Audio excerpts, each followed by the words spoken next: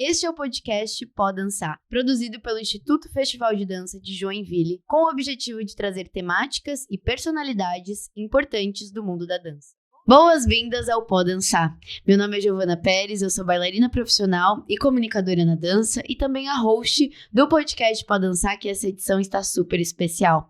Então vamos para o nosso próximo episódio, porque aqui a gente não só pode dançar, mas a gente pode falar bastante, e é isso aqui que a gente vem fazendo durante todos esses episódios dessa nova temporada. E nesse episódio a gente está com Marina Sanches para falarmos de uma temática bem importante sobre a terapia ocupacional na dança, sobre a dança inclusiva voltada para as crianças e também uma pauta muito interessante que é uma companhia de dança, um grupo de dança profissional voltado para o improviso. Então, a gente está com a Marina, que ela é terapeuta ocupacional formada pela Universidade Federal de São Carlos, mestre em terapia ocupacional e cultura, especialista em gestão cultural e economia criativa, análise de comportamento e certificada internacionalmente em integração sensorial pela Universidade da Califórnia.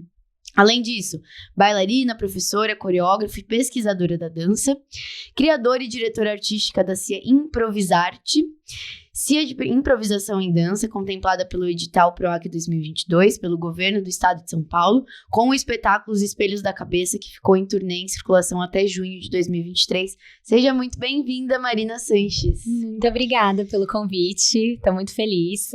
Legal demais. É muito doido ouvir essa parte de apresentação, né?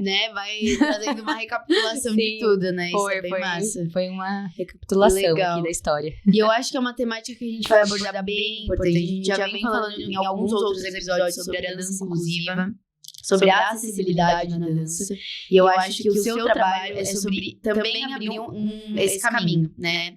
Mas eu queria começar, como que aconteceu essa conexão da arte, da cultura, com a sua sensibilidade na terapia ocupacional, na sua trajetória? Como que começou tudo isso para você?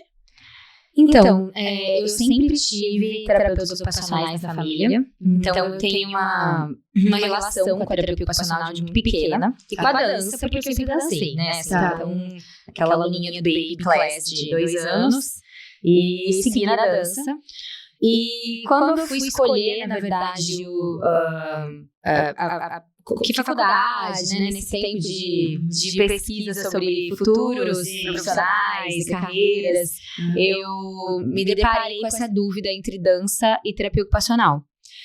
E eu fui para a terapia ocupacional por conta da pesquisa da pluralidade dos corpos, das possibilidades, dos encontros com a diversidade, de sair um pouco da minha bolha, né, de conhecimento de pessoas, de formas de vida, de fabricações e existências de mundos, assim, porque a gente vive, né, na nossa bolha que nos cerca, né? E aí eu fui para terapia ocupacional porque eu queria fazer arte, trabalhar corpo, trabalhar movimento, mas eu queria encontrar essas pessoas, essas diversidades. Entendi. Assim. Então veio dessa necessidade de realmente ver o que estava rolando para além do óbvio ali, para além daquele quadradinho que a maioria das pessoas já conhecem ou que você conhecia. Isso, então eu fui para terapia ocupacional, e aí na terapia ocupacional eu encontrei um mundo, né? Então eu fiz a graduação, pós-graduação, especializações, que são desde o meu primeiro ano, então, assim, passando por, né, vários campos de atuação, né, da terapia ocupacional, então,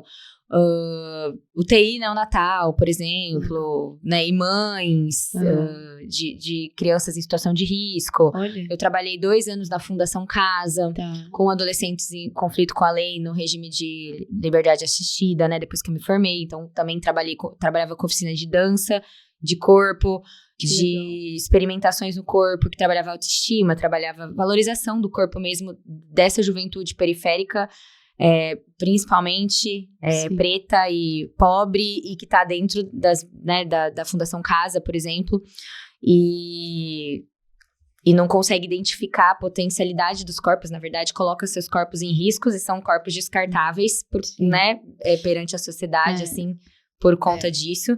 E como que esse público, por exemplo, encarou ou chegou para eles essa sua mensagem, essa sua proposta? Eles foram abertos para isso? Quando você chega com essa sua pesquisa, com esse seu trabalho, como que funciona? Na verdade, depende muito do público, assim, né? Então, é isso. Dentro da terapia ocupacional, tem essas áreas diversas, né? A social, a parte da saúde mental, que é uma área que eu me identifico muito, que eu trabalho na linha da reabilitação e saúde mental dentro, né, de uma instituição. Hoje em dia, com crianças e adolescentes com diversas deficiências, ou, né, dentro do espectro, com TEA, ou com paralisia cerebral, ou com algumas síndromes. Mas, por exemplo, essa é uma outra abordagem, crianças, né? Mas, por exemplo, na Fundação Casa... na Fundação Casa, por exemplo, como que eles receberam? A receptividade desses adolescentes, aliás, não é algo que eles tenham logo de cara, a receptividade, porque a vida não foi isso pra eles. Então, não vai ser assim que eles vão aceitar uma proposta. Eu não vou chegar lá falando, e aí, galera, vamos trabalhar esse corpo aí, vamos fazer isso. E vai ser algo que eles vão tá lá super receptivos e falar, vamos, né? Porque esse não é a realidade deles, não é a forma de encarar os corpos, né? São corpos que fazem parte de uma situação de violência, de fragilidade, de desfiliação social super intensa. Sim. E que eles não vão ser receptivos, porque a vida não é receptiva, não é essa mensagem que eles recebem. Então, cada público você também tem que ter essas estratégias específicas, né? A forma de lidar, de pesquisar também, né, Marina? E essa questão da curiosidade, de você sempre estar buscando, para além do óbvio, sair do que é te contado e etc e tal, é uma habilidade que você acredita que pro seu trabalho hoje é importante? Isso eu acho que ela é quase que mais que uma habilidade, eu acho que ela é essência um pouco, aí a gente vai construindo habilidades de aproximação, de encontros, a né? Empatia também, né? Exato, estratégias de comunicação com o que é diverso, né? Que vai ser diferente. Sim. Mas a essência tá sobre encontrar essas possibilidades que são diferentes formas mesmo de existir e de produzir coisas no mundo, e aí sim a arte. Então, uma outra coisa que a gente vai falando e vai recuperando as trajetórias, assim, né? Deve ser muito legal isso aqui. Não, é muito legal de ver a reação dos convidados também, porque falam, nossa, eu não tinha pensado ainda nisso. Ninguém tinha feito uma pergunta que me fizesse chegar nesse lugar de pensamento, sabe? Imagino que role isso aqui, né? Mas teve logo no meu segundo ano de graduação, assim, eu entrei para um projeto e era com população em situação de rua. Eu fiquei nesse projeto até a final da minha graduação também, um projeto, as federais, né, tem muito forte a extensão dentro da formação, né, ensino, pesquisa e extensão, e que são projetos que a gente vai, né, pra fora pra comunidade. E aí eu fiz esse projeto e fazia parte desse projeto fazer oficinas artístico-corporais, culturais, com a população em situação de rua, de um equipamento de assistência social da cidade. E a gente tinha tantos produtos incríveis dessas oficinas, né? Então, produções mesmo de produtos manuais, até escritas, literários, até performances, que aquilo foi despertando e a gente criou a Mais Um Corre, que ficou durante muitos anos. Mais Um Corre é uma exposição ética e estética da população em situação de rua. Chamava Mais Um Corre, que era um dos termos que eles usavam, né? Vou fazer mais um corre. O corre das vidas, assim. E isso gerou uma exposição, a gente levou, ela fez circuito, vários Sescs, fez circuito Shopping Guatemi. Então a gente levou a população em situação de rua para um lugar que as pessoas que estão passeando nesse lugar nem sempre vão se deparar com isso. Então estavam lá para olhar para uma arte produzida, né, por uma...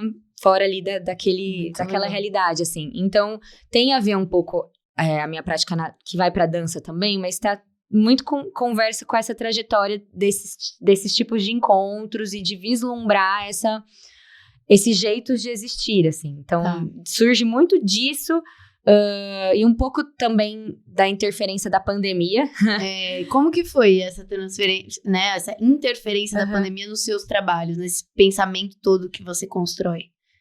Assim, na pandemia, eu continuei trabalhando na parte da reabilitação. Como profissional da saúde, a gente não para, porque a gente tem casos graves de crianças, por exemplo, com síndromes, com paralisia cerebral, com, né, as crianças que conseguiam ficar fora da assistência ficaram em casa por segurança, mas as crianças que se ficarem fora prejudicam o próprio sistema respiratório e tudo. Então, a gente trabalhou. Eu trabalhei paramentada. Trabalhei durante a pandemia, atendendo os casos graves, mas... A saúde não pode parar, né? Não dava pra parar. Fiquei sem ver minha família, porque meus pais são mais velhos, né? Então, fiquei lá isolada, trabalhando na pandemia durante aí um tempo bom. Mas na dança, a gente foi tudo pro online. Tá. E aí, foi esse momento... Antes da pandemia, eu já vinha fazendo essa pesquisa de improviso há muito tempo, porque eu já trabalhava com esses corpos e essa certificação em integração sensorial, ela é uma abordagem, na verdade, neurológica e científica que trabalha inputs sensoriais nos corpos e como eles respondem, né? Então, eu já trabalho muito com corpos para fazer o trabalho de reabilitação, de terapia mesmo.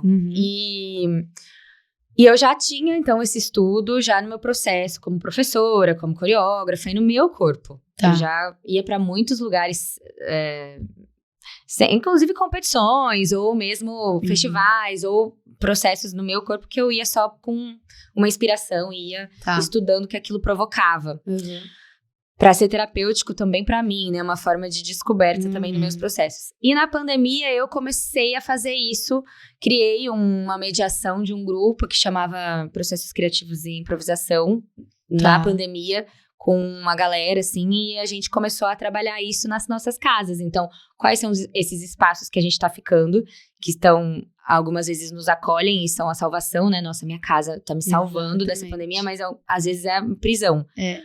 Né, assim, então quais são esses objetos, as músicas, os sentimentos, e a gente foi trabalhando isso como um refúgio também, né, um processo de terapêutico nesse sentido dessa descoberta do que estava acontecendo. E aí começou a fazer sentido um trabalho seu com outro trabalho que estava surgindo e com as linhas que você gosta de construir. Essa pesquisa de corpos, né? Exato, e eu comecei a mediar esse processo à distância. E quando eu assistia, porque a gente trabalhava com pequenas mostras, assim, né? Online. Exercícios, conversas, diálogos, leituras, debates, tudo isso. Eu sempre trouxe a aula teórica para as minhas aulas de dança independente. Mesmo as de jazz, de balé, eu sempre trouxe parte teórica. É muito importante a gente ter uma visão muito mais ampla de conhecimento, né, Marina? Exato. Então, eu sempre gostei de falar, de trocar. E aí, a gente tinha esses momentos e tinha as mostras. E aí, nessas mostras... eu ficava, assim, transbordante, assim, de coisas que essas pessoas do grupo me faziam sentir nesse processo de improvisação. Então, era uma identificação, uma coisa que eu não sabia explicar, assim, de nutrir mesmo várias coisas, desde buracos e sensações. Mas tem alguma coisa específica que você acha que isso te trouxe? Tipo assim, algum espaço que preencheu que você hoje consegue identificar? Eu acho que a pauta eu não sei se posso, mas acho que sim, da militância mesmo, essa pauta de trazer da voz mesmo a dança como comunicação, né? Acho que isso foi totalmente preenchido, assim, eu me sentia muito nutrida nesse âmbito. Eu sempre fui, na minha pesquisa, então no meu mestrado sempre pesquisei políticas públicas, a gente fala de arte e cultura, onde a gente, né, milita, onde a gente fala, e aí eu me senti muito preenchida, sabe? E quando voltou presencial, eu falei, vamos continuar isso, nossos grupos, e vamos começar a compor agora presencial, e aqui, o negócio foi crescendo, a gente foi montando trechos coreografados a partir disso. Com roteiros coreografados, a gente não coreografa o movimento, mas a gente coreografa roteiros, assim, de cenas. E tem um músico que atualmente é o diretor musical da companhia, que encontrou a gente numa dessas apresentações, assim, e falou, quero ver como é que é isso daí. E ele entrou, quando ele entrou, a gente consolidou, assim, uma formação mesmo. Eu chamei ele para ser diretor musical. Uma professora minha, assim, mestre, assim, que eu aprendo muito, que ela é dona de uma escola de balé lá em São Carlos e tá dando curso aqui em Joinville também. Que legal. De musicalidade. Ela é formada em educação física, muitas música, coisas, tudo que você pode imaginar, e é uma pessoa incrível, assim, numa trajetória, ela tá dando curso de musicalidade pra Baby Class aqui, Cristina Luiz, e ela é minha mestre, assim, chamei ela pra participar como diretora geral, porque eu também era bailarina, diretora e bailarina, e é muito difícil você só, né, ter uma única direção, sendo que você tá no elenco. Sim. e o Fê Cortes como diretor musical, e a gente criou a primeira elenco, assim, da Improvisarte. Nossa, lindo atrás esse trabalho. Porque muito se fala das companhias mais tradicionais, clássicas, né? Ou então, se é fomentar uma companhia de dança do Brasil, vamos fomentar, então, as companhias grandes, as companhias de balé clássico, de repertório, que também tem os seus lugares, também tem o seu prestígio. Claro. Mas eu acho muito legal esses espaços que estão... Eu não sei se, na verdade, é criados ou sendo criados, entendeu? Porque a gente vai fazendo os buracos ali, Isso né? mesmo. Então, eu acho muito legal essa proposta. E aí, me conta mais, então, dos trabalhos que vocês desenvolvem hoje. Tá. Bom, eu tenho, como terapeuta e como bailarina, né, e profissional do movimento, assim, dessa pesquisa, eu tenho trabalho com a companhia. Tá. Hoje eu dou aula, né, escolas, tem todo esse trabalho que a gente vai buscando, Sim. né, nos caminhos da dança, assim. E eu tenho trabalho com um grupo de balé adaptado de São Carlos, que é o Primeiros Passos, que é do Centro de Reabilitação Pediátrico que eu trabalho. Que a gente vai falar disso, porque eu acho outra proposta muito legal, que você foi construindo uma teia, né, Má, de vários ramos. Você pode ver que elas estão interligadas, totalmente interligadas por essa pesquisa de corpos que tem tudo a ver, né? E tem a Improvisarte. Então, falando da Improvisarte, ela é uma companhia super recente, a pesquisa não é recente, minha pesquisa, mas a companhia é. E a gente fez a estreia do espetáculo, que é um espetáculo baseado na minha primeira paciente, que ela tinha esquizofrenia, eu acompanhei ela durante a minha graduação. Entendi. E ela tinha um delírio, né, parte do sintoma desse processo de saúde mental, que ela falava pra mim que ela tinha espelhos na cabeça. Olha. E então, ela, no se relacionar com o mundo, ela fazia coisas ao contrário do que ela queria. Porque essas coisas refletiam nos espelhos da cabeça dela e ela fazia o contrário. Então, ela queria ver uma pessoa e queria ir lá e se relacionar e conversar super bem, mas a hora que ela chegava, ela começava a brigar com aquela pessoa. Então, ela queria viver muito, nossa, eu gosto da vida, super feliz, ria, e aí, de repente, ela tinha uma tentativa suicida. Entendi. Porque aquela ideia que ela estava sentindo refletiu ao contrário, e isso era uma situação do delírio que ela acreditava. E foi um processo terapêutico meu e de aprendizagem, porque eu estava na graduação também. E foi muito intenso. Imagino. E eu fiquei com isso na cabeça durante anos, com essa história. E isso fez parte da minha composição enquanto ser também, assim, de pensar. A gente tem muitos espelhos mesmo. Muitas vezes a gente faz coisas ao contrário, a gente se espelha em coisas que não seriam pra se espelhar. O ser impulsivo, né? Que mora dentro de cada um de nós, assim, em algum momento. Exato, a gente se fragmenta, depois a gente a gente tem muito desses espelhos. E aí, quando eu fui começar o trabalho com um grupo desse processo de pesquisa, que eu nem imaginava que fosse virar, né, um espetáculo a priori, era esse processo de pesquisa, a gente fez com essa pauta. Então, a gente se olhava muito no espelho, a gente refletia, a gente escrevia sobre a gente foi pensando durante um ano nesses processos que a gente se encontrava nesses lugares. Que legal. E aí foram vindo histórias e a gente tirou cenas, né? 7 cenas. Que são da vida do elenco mesmo. Cenas em que eles se encontraram nessa situação de alguma maneira. Que legal. E aí isso deu origem pro roteiro do espetáculo. Ele é um espetáculo, então, que tem roteiros de cenas, mas nenhum movimento estipulado. A gente improvisa. Tem jogos, né, em cena, mas a gente improvisa ele inteiro. E a música também é improvisada. O Fê, ele toca ao vivo a trilha sonora. Ele tem um roteiro também, então ele sabe, aqui é uma coisa um pouco mais pro grave, aqui eu uso tais instrumentos. Mas ele também sente. Que interessante. Então, às vezes, ele coloca uma bateria, algo, né, troca a guitarra pelo violão, ou troca pelo baixo, e vem com... Ele vai criando também nesse transe desse espetáculo. Cara, que legal isso. E assim, você consegue imaginar se fosse uma companhia que tivesse a movimentação toda ali pré-mediada já, e, né, uma coreografia, e se a diferença que você sentiria tendo esse trabalho do improviso se hoje fosse uma coreografia de fato? Você acha que entregaria uma proposta completamente diferente?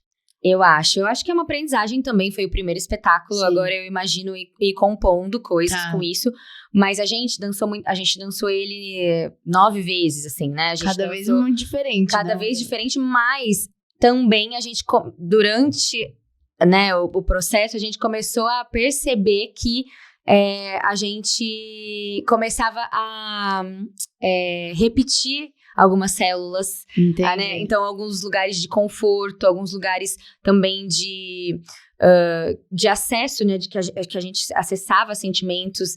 Então eu acho que ele também, dentro da minha proposta, os espetáculos têm um tempo de duração pra gente poder não entrar nesse lugar, né? Continuar nessa pesquisa do corpo em cena, que faz parte desse processo. Sim. E poderia ser diferente. E esse é o lugar do improviso, né? Exato. Você ir também pra lugares que vão ser a sua zona de conforto, mas também pra uma zona totalmente desconfortável a partir da própria proposta, porque pensar numa doença como a esquizofrenia e delírios de outra pessoa é uma coisa que eu imagino quanto foi impactante pro elenco, né? Pensar na trajetória dessa paciente que você teve e como isso refletiria ali na vida de vocês para passar isso para em cena. Então, quer dizer, é muita questão também da relação de um pro outro, né? Dessa comunicação que você fala. E é muito intenso, muitas coisas intensas dentro de cena com o elenco.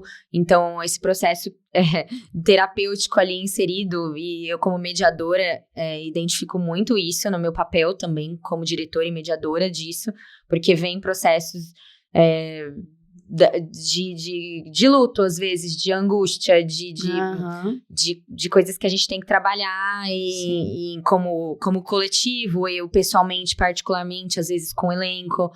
E é muito intenso o espetáculo em si, foi muito marcante para o elenco, de uma forma geral. A gente ter conseguido também, com menos de um ano, o fomento. Isso que eu ia falar, então vocês conseguiram, não é uma coisa assim, vamos se juntar para fazer dança e arte aqui, vocês conseguiram todo um fomento por detrás. A gente gravou a estreia e aí a gente mandou, né, e a gente ficou, assim, posicionada em 5º lugar.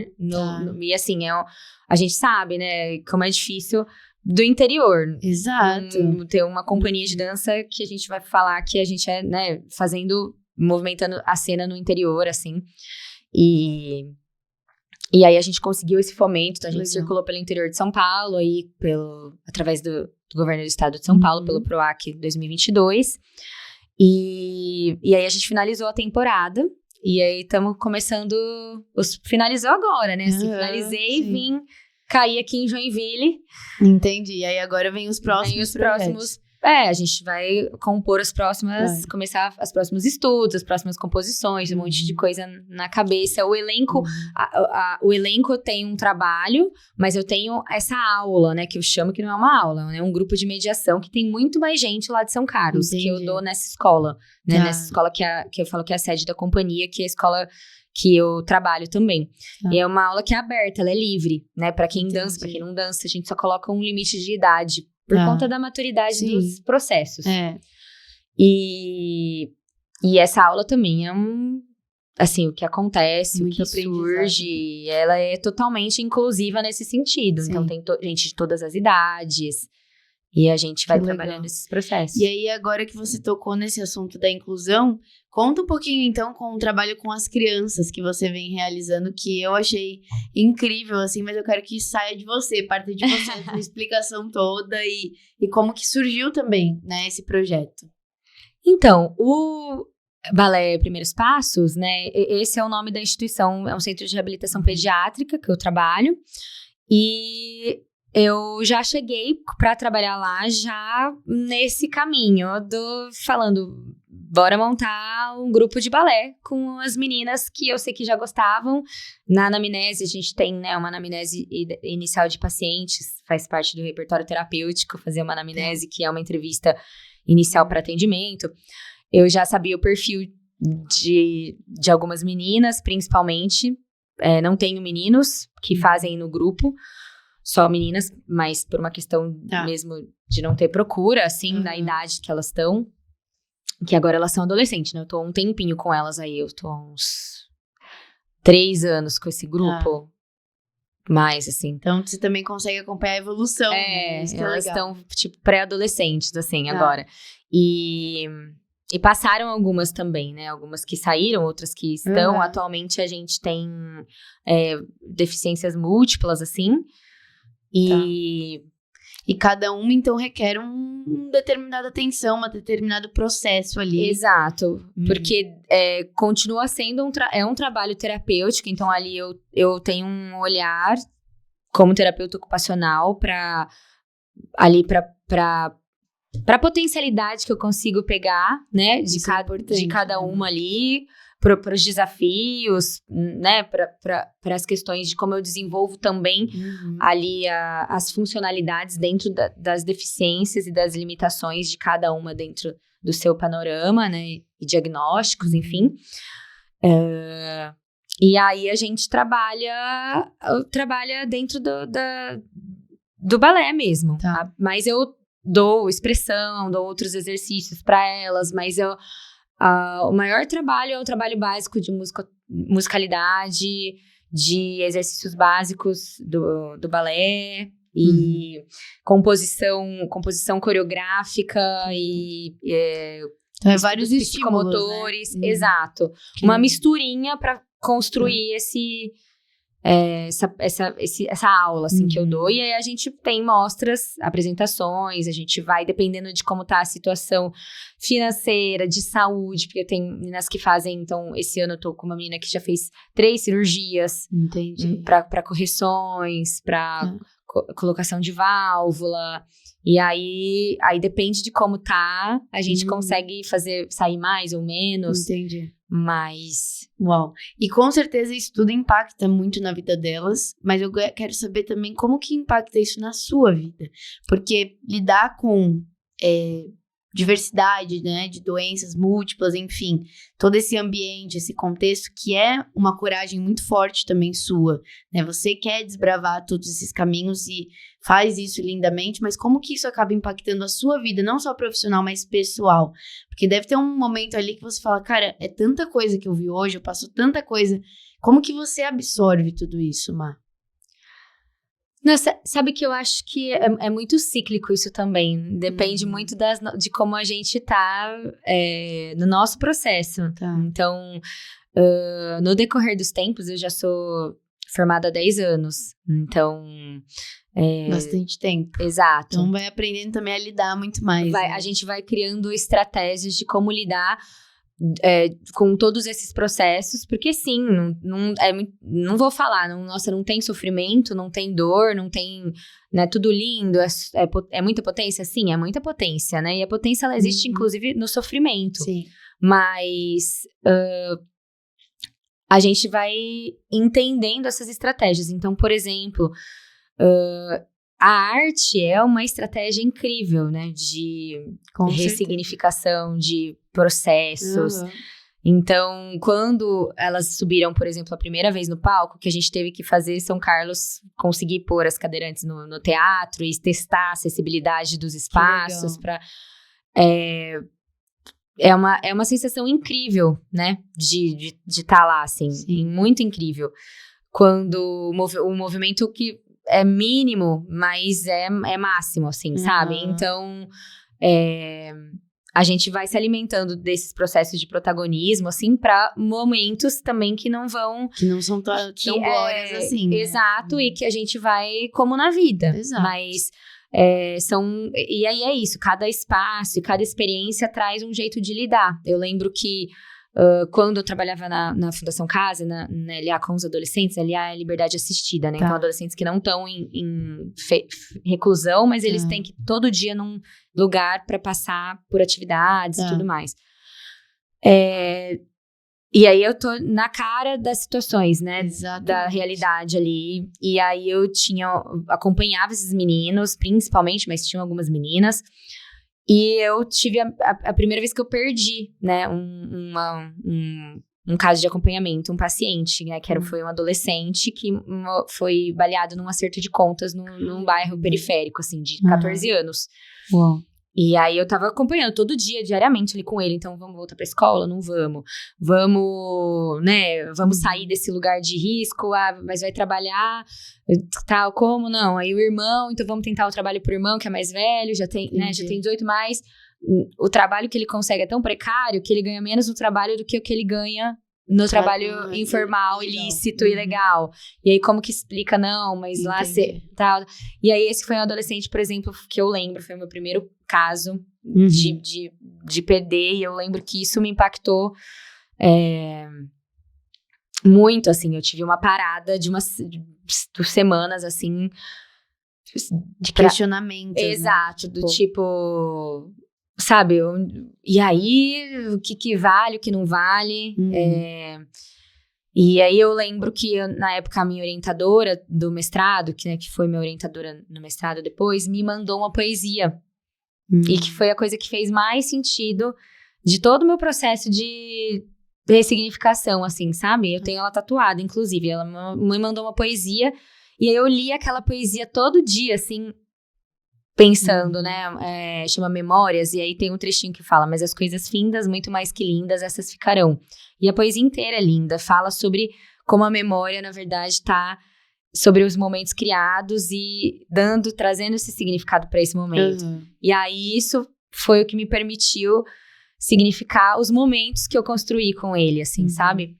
E aí, quando eu signifiquei esses momentos, eu consegui sair desse lugar de pra que eu tô fazendo, por que eu tô fazendo isso, e aí... Uau. E aí então é arte, né? Exatamente, no final das contas é arte, né? Tudo perdura arte. Nossa, e é lindo, assim, um trabalho muito corajoso seu, dessas pesquisas todas, e tenho certeza que você tá levando uma tribo junto com você, né? Você arrasta uma comunidade junto, e é muito legal de ver esses outros caminhos que a dança, que a arte podem possibilitar também. E aí, pra finalizar, eu queria saber qual que é o seu desejo daqui pra frente com os seus trabalhos e pro mundo da dança. O que você deseja pra esse mundo que transforma vidas? Nossa, eu desejo... Cara, desejar é uma coisa muito forte, né? É forte, né? Eu também acho. Mas desejos Nossa, eu desejo tanta coisa. Acho que assim...